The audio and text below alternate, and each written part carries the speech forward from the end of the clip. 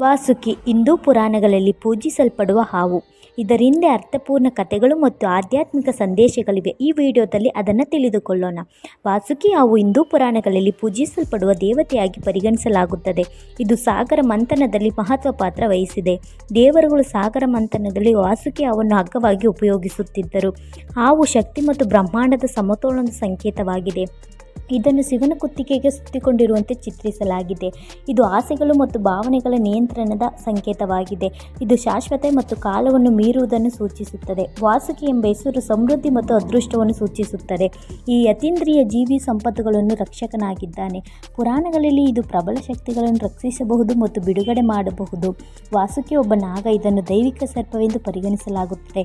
ಇದನ್ನು ವಿವಿಧ ಹಬ್ಬಗಳು ಮತ್ತು ಆಚರಣೆಗಳಲ್ಲಿ ಆಚರಿಸಲಾಗುತ್ತದೆ.